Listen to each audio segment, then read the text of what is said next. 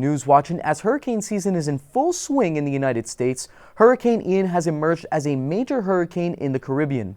Ian is expected to strengthen as it moved over warm water in the Gulf. Colleges, universities, and more than 50 school districts have announced closure and evacuation across the state of Florida. Reporter Brianna Warren is on the scene in Tampa, Florida to tell us more. Brianna? Thank you, Rocco. And as you said, Hurricane Ian is expected to land early today or tomorrow in the western area of Florida. But this hurricane has already passed through the northeast of Cuba at 13 miles per hour, with wind speeds up to 120 miles per hour, seriously flooding the countries of Cuba and Jamaica. Now, Cuba was forced to evacuate over 50,000 residents and are still sending in emergency and medical services as of right now.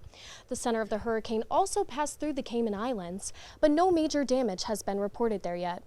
Now, back in the United States, the Biden administration announced a state of emergency and a mandatory evacuation for residents in western Florida. Winds are expected to reach a maximum of 125 miles per hour in Florida.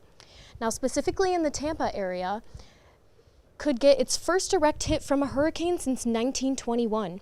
Meteorologist Rick Davis of the National Weather Service's Tampa office said the last major hurricane that actually made a direct hit was 100 years ago.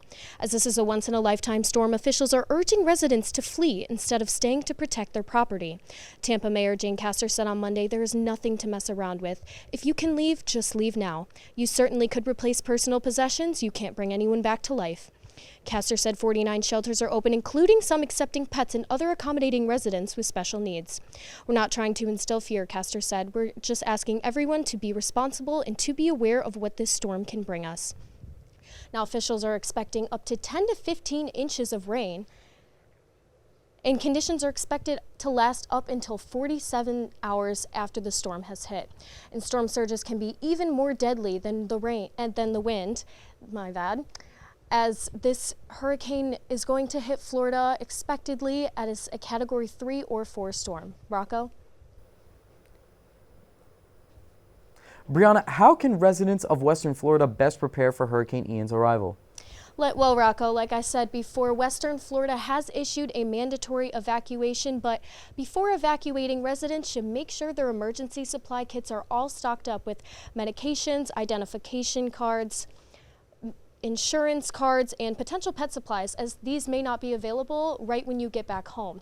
But most importantly, residents should make sure that they move to a safe spot with their loved ones, as this disaster is life-threatening and very stressful. In Tampa, Florida, Brianna Warren, News Watching. Thank you, Brianna. I hope every resident in western Florida stays safe during this disaster. Coming up on News Watching, Peter Johans gets arrested after roaming around the Commons in a dog costume and sniffing pedestrians' feet. And Molly Sheets goes viral on TikTok from dancing with Kanye West. Stay with us.